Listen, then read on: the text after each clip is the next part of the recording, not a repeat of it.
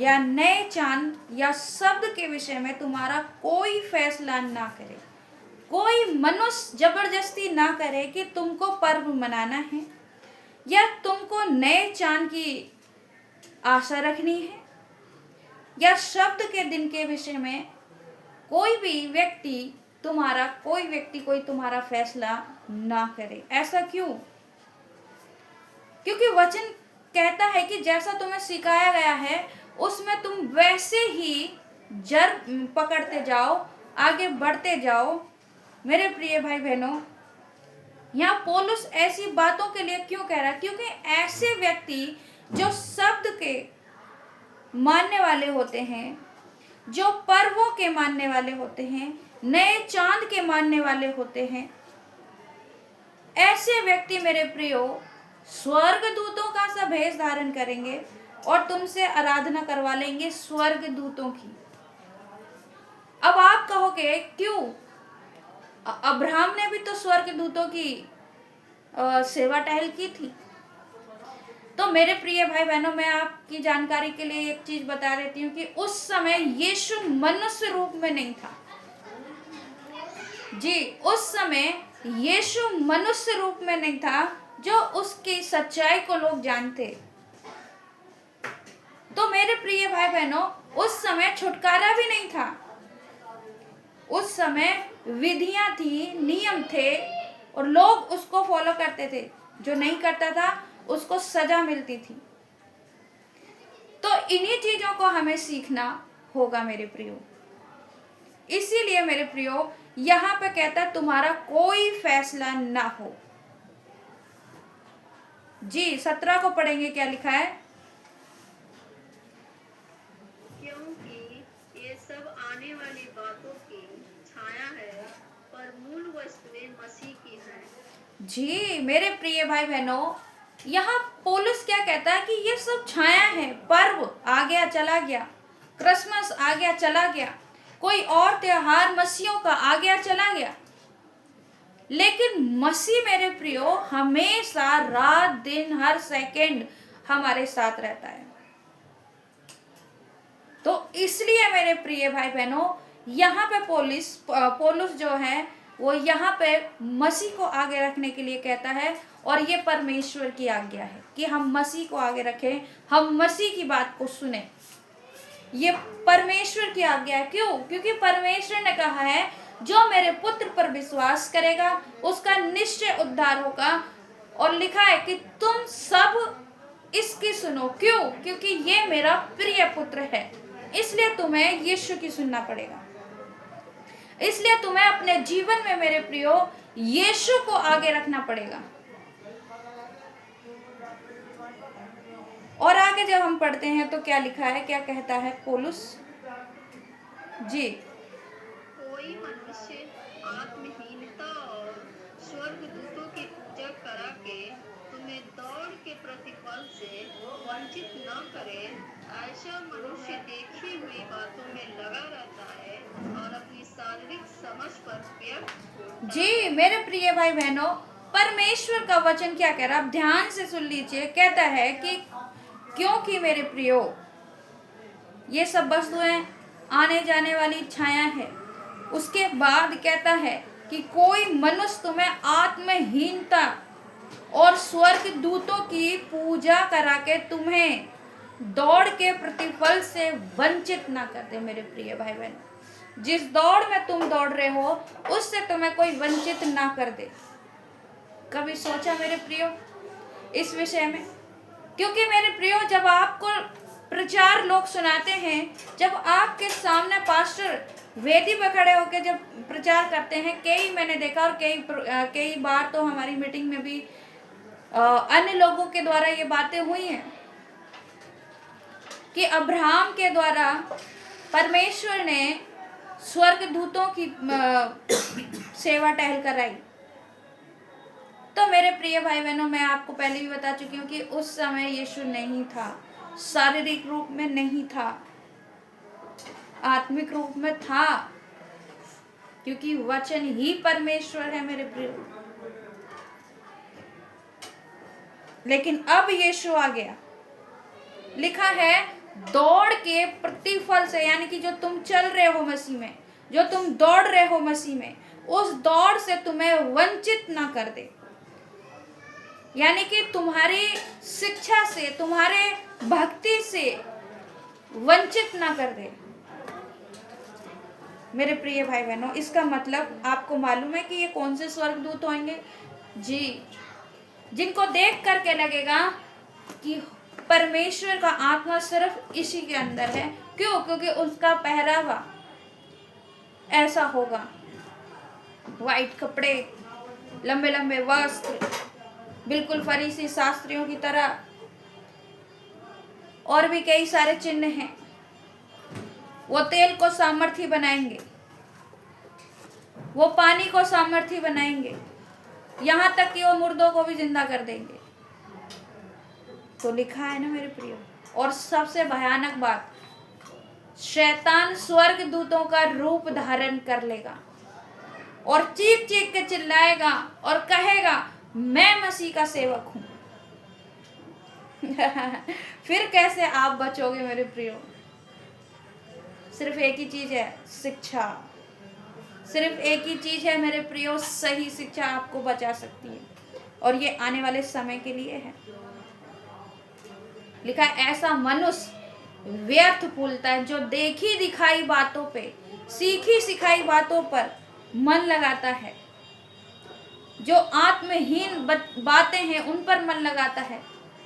आत्महीन मेरे प्रियो शिक्षा है, उस पर मन लगाता है। लिखा है मेरे प्रियो कि वो व्यर्थ ही फूलता है, क्योंकि वो शारीरिक बातें हैं, वो आत्मिक बातें नहीं। मेरे प्रियो,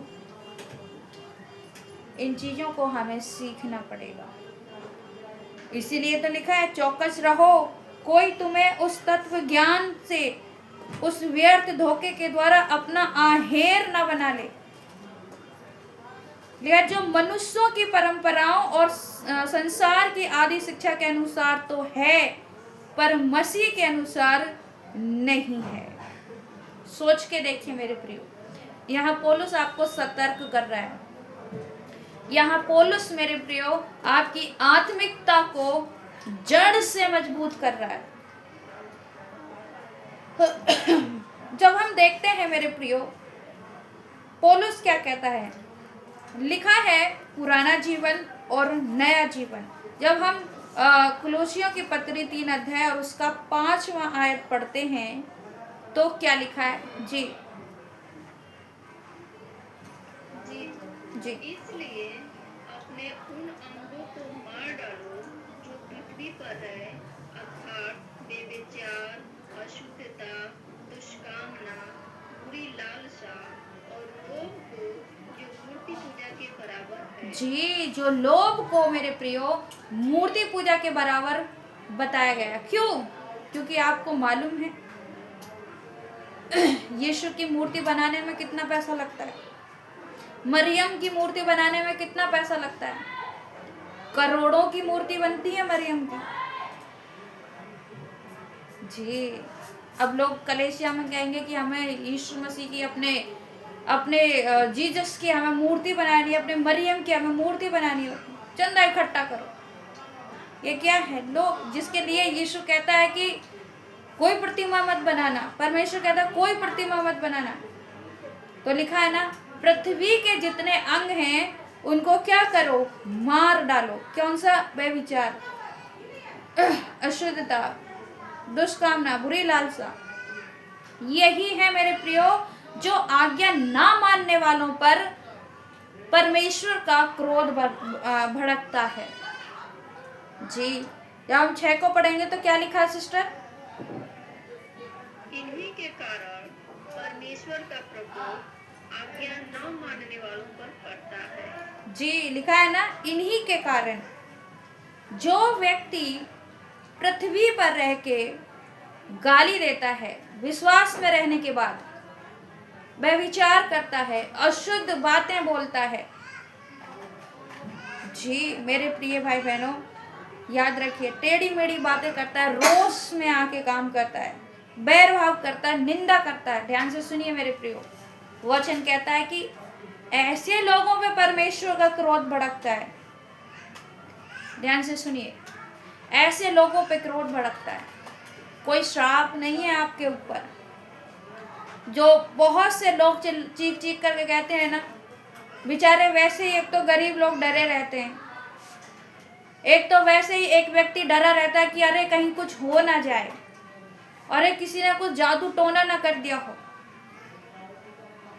अरे किसी ने कुछ मेरे ऊपर कर ना रखा हो, अरे कोई श्राप मेरे ऊपर पड़ा ना हो। बस इसी टॉपिक को उठाते हैं और कहते हैं तुम्हारे घर में तो पूर्वजों का श्राप पड़ा है। अब सोच के देखिए मेरे प्रिय भाई बहनों कि यीशु जब आ गया, बलिदान हो गया, तो वचन कहता है ना कि अब कोई बलिदान बाकी नहीं है, सारे बलिदान पूरे हो गए। सब बलिदानों के बदले एक बलिदान हो गया जो पवित्र था, वो है यीशु मसीह। अब कोई बलिदान नहीं है, अब कोई श्राप नहीं है। वचन कहता है क्रोध भड़कता है परमेश्वर का, जो आज्ञा को नहीं मानेगा, जो परमेश्वर के वचन को अधिकाई से अपने हृदय में बसने नहीं देगा, उसके ऊपर और मुंह से गालियां निकालेगा। लिखा है ना मेरे प्रियो, इन्हीं के कारण क्रोध भड़कता है। तो क्रोध के कारण मेरे प्रियो आपका आशीष रुक जाता है, आपकी उन्नति रुक जाती है। सोचिए, वचन कहता है कि परमेश्वर के हाथों में पड़ना बहुत ही भयानक बात है। शैतान के हाथ से छुड़ाने के लिए हमारा परमेश्वर बैठा है, लेकिन परमेश्वर के हाथों में अगर तुम पड़ गए तो वचन कहता वो खुल्लम खुल्ला तमाशा बना देगा। जी, जब हम यहाँ देखते हैं कुलोसियों की पत्री 2 अध्याय और उसका जी 13 को पढ़ेंगे, क्या लिखा है आपको बहुत अच्छी रीति से समझ में आएगा। उसने तुम्हें भी जो अपने अपराधों और अपने शरीर की खतना रहित दशा में मुर्दा थे, उसके साथ जिलाया और हमारे सब अपराधों को क्षमा किया।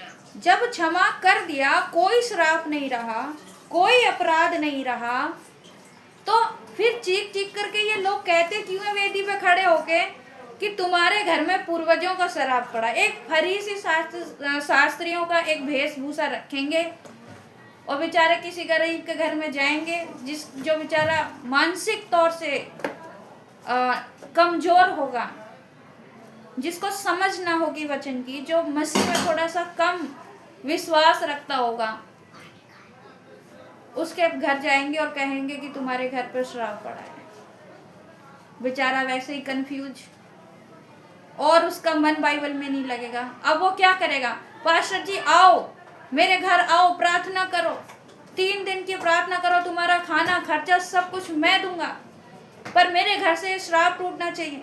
यही सब मनुष्य के दिमाग में आएगा। अब सोच के देखिए मेरे प्रियो, ये श्राप के नाम पर कितना लोगों को टेंशन देते हैं और लूट लेते हैं। और इसी के लिए कहा है कि जो स्त्रियां, जो पुरुष सदा सीखते तो रहते हैं पर सच्चाई तक नहीं पहुंचते। क्यों? क्योंकि उनको पहुंचाया नहीं जाता। खुद तो आलसी होते ही हैं, लेकिन वो आगे बढ़ना नहीं चाहते हैं। तो यही चीज है मेरे प्रियो, आज आपको समझनी होंगी। तो कोई आपके ऊपर श्राप नहीं है, कोई बंधन नहीं है, कोई अपराध नहीं है। वचन कहता है कि वो हमारे अगर अपराधों को अगर लेखा लेना तो हम उसके सामने खड़े भी नहीं हो सकते। ध्यान से सुनिए, लेकिन वचन कहता है कि उसने हमारे अपराधों की वजह से मुंह नहीं फेरा, बल्कि उसने क्या किया, हमसे बात की, हमसे अच्छा व्यवहार किया, अपना इकलौता पुत्र दे दिया हमें बचाने के लिए। तो आज भी हमारे ऊपर श्राप रहेगा? सोचिए मेरे प्रिय। तो आगे पढ़ेंगे, क्या लिखा है सिस्टर। और विधियों का वह लेख जो हमारे नाम पर और हमारे विरोध में था, मिटा डाला और उसे क्रूस पर कीलों से जड़कर सामने से हटा दिया। जी, अब हटा दिया ना। अब आप लोग सुन लीजिए, अगर कोई आपको इस बात पे उल्लू बनाता है ना कि आपके ऊपर पूर्वजों को श्राप है, तो उससे सीधा सीधा बात करना कि भैया हमारे ऊपर पूर्वजों का श्राप कैसे हो सकता है, जबकि वचन कहता है जो तुम्हारे विरोध में था। विरोध में कौन? श्राप, दोष, निंदा, पाप, शैतान की चालें। तो लिख रहा है ना पौलुस, कह रहा है ना, और विधियों का वो लेख जो हमारे नाम पर हमारे विरोध में था मिटा डाला, और उसे क्रूस पर कीलों से जकड़कर सामने से हटा दिया। यानी कि अब तुम्हारे सामने कोई श्राप नहीं है। अब केवल करना क्या होगा? परमेश्वर का आज्ञा को पालन करना होगा, परमेश्वर के वचन के दायरे में रह के जीना होगा। मेरे प्रिय भाई बहनों, यही सही, यही सत्य शिक्षा है। आप कहो कि शराब तोड़ने के लिए हम दिन और रात उपवास प्रार्थना रखें, 1 महीने की उपवास प्रार्थना रखें, 40 दिन की उपवास प्रार्थना रखें, 21 दिन की उपवास प्रार्थना रखें, तो मेरे प्रिय ये सब व्यर्थ है। मुझे पता है, जब मैंने आईडी में ही लिखा ना कि अगर किसी ने उपवास नहीं भी रखा हो तो भी वो जुड़े, तो पढ़ने वाला तो यही कहेगा ये बेवकूफ है। आज शुक्रवार का दिन है और आज इस तरीके की आईडी की आओ, उपवास रखो या न रखो फिर भी आओ। तो मेरे प्रिय भाई बहनों, परमेश्वर आपके प्रेम को देखता है, आपके हृदय को देखता है, आपके मन को देखता है। वचन कहता है तुम उपवास रखते हो लेकिन आपस में घूंसेबाजी करते हो, आपस में मार तोड़ करते हो, लड़ाई झगड़े करते हो, बुरे बुरे विचार रखते हो। तो अच्छा है ना ऐसा उपवास न रखने से, तुम बिना उपवास के आओ, कम से कम तुम्हारा मन तो पवित्र रहे। ध्यान से सुनिए, और मेन यही है, उपवास का मतलब है खुद को अलग करना, खुद को पवित्र करना, यही है जी। और आगे पढ़ेंगे क्या लिखा है। और उसने प्रधानताओं और अधिकारों को ऊपर से उतरवाकर उनका खुला तमाशा बनाया और क्रूस के द्वारा उन पर जय जयकार की ध्वनि सुनाई। जी जी जी जी मेरे प्रिय भाई बहनों, अब आप ध्यान से सुन लीजिए। लिखा है और उसने प्रधानताओं, अधिकारों ऊपर से उतार कर, शैतान के जितने अधिकार, जितनी सेनाओं का, जिसने हमें पाप में डुबा रखा था, उन सारे अधिकारों को ऊपर से उतारा और खुल्लम खुल्ला तमाशा बना दिया क्रूस पर। और जय जयकार की ध्वनि सुनाई दी, क्योंकि यीशु मसीह जीवित हो गया, हमारा उद्धार हो गया।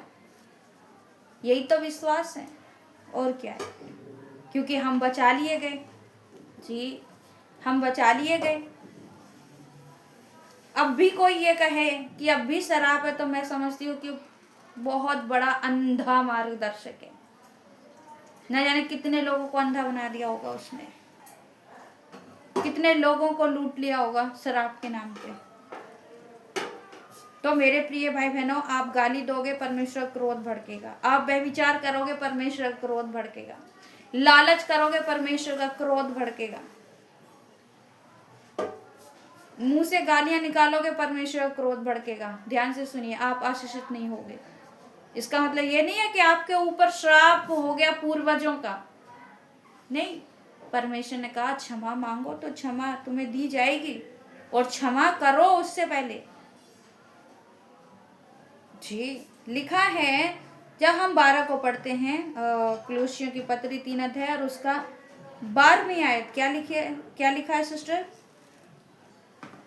इसलिए परमेश्वर के चुने हुओं के समान जो पवित्र और प्रिय है, बड़ी करुणा और भलाई और दीनता और नम्रता और सहनशीलता धारण करो जी। यही तो करना है, और करना क्या है, वचन कह रहा है ना, नम्रता, दीनता, करुणा, भलाई, सहनशीलता, ये सब अपने जीवन में लाओ, अपने शरीर के अंदर लाओ, अपने सोच विचार के अंदर लाओ।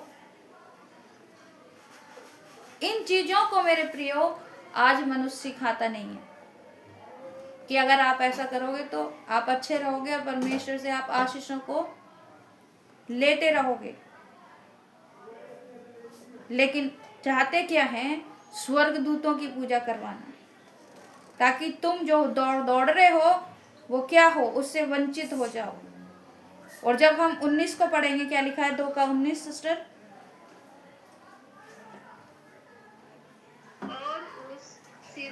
को पकड़े नहीं रहता, जिससे सारी देह जोड़ों और पट्टों के द्वारा पालन पोषण पाकर और एक साथ गढ़कर परमेश्वर की ओर से बढ़ती जाती है। जी मेरे प्रिय भाई बहनों, ऐसे व्यक्ति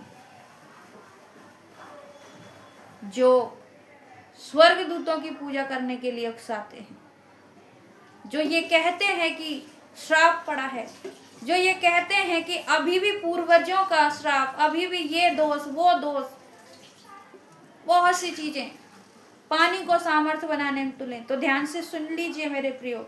वचन कहता है ऐसे लोग उस रोमड़ी को पकड़े नहीं रहते। कौन? यीशु। उस यीशु को नहीं पकड़ते जिसके साथ हम एक साथ जुड़कर हमारा पालन पोषण हो सके और परमेश्वर में हम आगे बढ़ सके। उन बातों को पकड़े नहीं रहते, उस यीशु को पकड़े नहीं रहते, बल्कि क्या कहते हैं कि अब्राहम ने पूजा सेवा टहल की थी स्वर्गदूतों की, और हम ये भूल जाते हैं कि शैतान भी स्वर्गदूतों का भेष रख सकता है। जब यीशु मसीह आ गया, यीशु मसीह ने कहा कि जाओ मेरे नाम से सुसमाचार सुनाओ, पिता पुत्र पवित्र आत्मा के नाम से बपतिस्मा दो, जो आज्ञा मैंने तुम्हें मानना सिखाया है उनको सिखाओ। ये काम हमसे नहीं होगा, लेकिन हमको ये सिखाया जाएगा और हम ये सीखेंगे कि हमें कोई स्वर्गदूत मिले और उसकी पूजा पाठ करो। तो मेरे प्रिय भाई बहनों, ऐसी शिक्षाओं से सावधान, बहुत सतर्क रहने की आवश्यकता है मेरे प्रियो, बहुत सतर्क, बहुत सतर्क। और ऐसी शिक्षा मेरे प्रिय ध्यान से सुन लीजिए कि वो मनुष्यों की गढ़ी हुई शिक्षा के अनुसार है। जब हम 23 को पढ़ते हैं तो यहाँ लिखा है, इन विधियों में अपनी इच्छा के अनुसार गढ़ी हुई भक्ति की रीति और आत्महीनता और श्रोमणी योगाभ्यास के भाव से ज्ञान का नाम तो है, परंतु शारीरिक लालसाओं को रोकने में इनसे कुछ भी लाभ नहीं है। और शारीरिक लालसा कैसी है? कोई बात नहीं, आज व्यभिचार कर लेते हैं, क्या दिक्कत है? आज हमारी निगाहें चल गई, कोई बात नहीं। क्यों? परमेश्वर बैठा है ना क्षमा करने के लिए, वो क्षमा कर देगा। यही चलता है मेरे प्रियो हमारे दिमाग में। आज हमसे गलती हो गई, आज हमने अशुद्ध बातें बोल दी, आज हमने गाली दे दी, कोई बात नहीं। क्यों? परमेश्वर बैठा है क्षमा मांगने के लिए, क्षमा करने के लिए। क्योंकि पास्टर कहता है ना गलेशिया में, और चीख चीख करके प्रार्थना करता है कि हर एक भाई बहन को क्षमा कर। ये नहीं सिखाता कि तुम्हारे ऊपर क्रोध भड़क जाएगा परमेश्वर का अगर तुमने अपनी चाल चलन को नहीं फेरा तो। ये नहीं सिखाएंगे। मेरे प्रिय भाई बहनों, ध्यान से सुन लीजिए, आप इन चीजों पर फोकस कीजिए। परमेश्वर का क्रोध सिर्फ आज्ञा न मानने वालों पर भड़कता है, जो आज्ञा मानेगा उस पर नहीं भड़केगा। उसी को कहा गया है चुने हुओं के समान आगे बढ़ते जाओ। एक होती है भीड़ और एक होता है चुना हुआ व्यक्ति। और चुनी हुई चीज मेरे प्रियो, जब आप दुकान पे जाते हैं, चाहे बहनें हो चाहे भाई हो, जब आप अगर पुरुष है वो दुकान पे जाता है ना, जूते की दुकान पे, तो चुन के लेके आता है कि कौन सा बेस्ट होगा, कौन सा अच्छा होगा, कौन सा ठीक है, चुन के लेके आता है। जब एक लेडीज दुकान पे जाती है तो चुन के लेके आती है, कुछ भी अपने लिए कपड़ा जो भी खरीद के लेके आती है, चुन के लेके आती है। सारी दुकान के कपड़ों को छोड़े आती है और उसमें से एक जो उसे पसंद आता है, जो अच्छा होता है, उसको चुन के ले आती है। तो सोच के देखिए मेरे प्रियो, परमेश्वर के पीछे चलने वाली भीड़ बहुत है, पर चुने हुए बहुत कम है मेरे प्रियो। और वचन कहता है तुम चुने हुओं के समान अपने आप को तैयार करो और आगे बढ़ाओ, और इन वचनों को अधिकाई से अपने जीवन में बसने दो। बहुत से लोग बसने नहीं दे रहे ना, तो चले जाते हैं। बहुत से लोग गहराई की बातों को अपने हृदय में बसने नहीं देते। मैं जानती हूँ मेरे प्रियो, मैं समझती हूँ इस बात को कि जब वचन बात करता है, जब परमेश्वर बात करता है ना, तो हमारे हृदय में चीरती हुई जाती हैं बातें। अब सोचिए उस भूमि को, उस पृथ्वी के विषय में सोचिए कि जब एक किसान जब उस खेत में हल चलाता है, वो पृथ्वी जानती है कि उसको कितना दर्द होता है। अपने अंदर उस बीज को समाती है, सड़ाती है, फिर उगाती है। तो मैं समझती हूँ मेरे प्रियो की बातें हम नहीं, परमेश्वर की गहरी बातों को अंदर नहीं बसा पाते, पर वचन कह रहा है।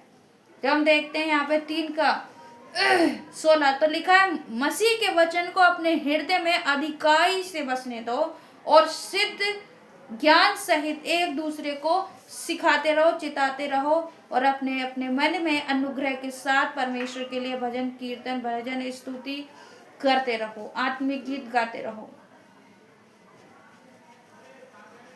तो वचन को हृदय में बसने दो मेरे प्रियो, इससे बैर मत करो, इससे बुरा मत मानो।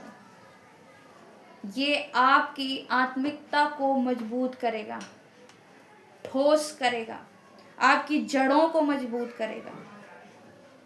आपको मालूम होगा जब नाव में चेले थे, यीशु भी था ना वहां पे कितने लोग जानते कि हाँ यीशु था, नाव में ही चेले थे और नाव में ही यीशु थे।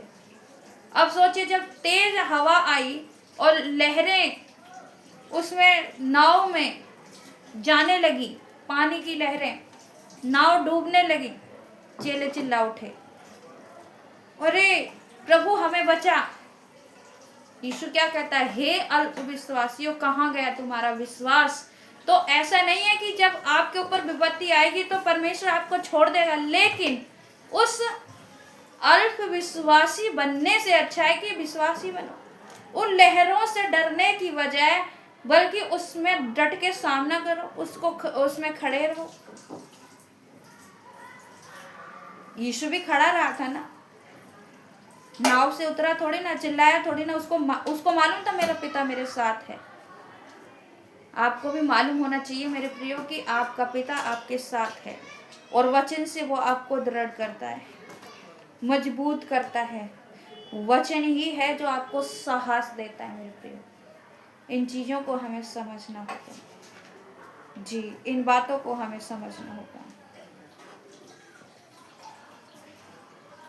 मेरे प्रिय भाई बहनों। इन्हीं वचनों के द्वारा हम सीखते हैं कि हम कैसे एक दूसरे को सराहते रहें, कैसे एक दूसरे को उन चीज़ों से बचाते रहें जो हमारे उस प्रतिफल से हमें वंचित कर सकती हैं।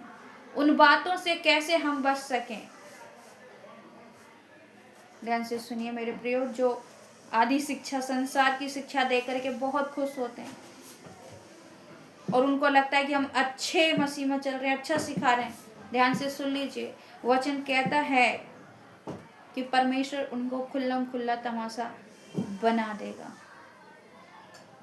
ध्यान से सुन लीजिए, इन चीज़ों को हमें सोचना है, समझना है। तो प्रभु इस पढ़े हुए वचन पे आप सभी को बहुत बहुत आशीष दे। आइए हम प्रार्थना करेंगे। जिसको भी पवित्र आत्मा अगुवाई करे प्रार्थना करें।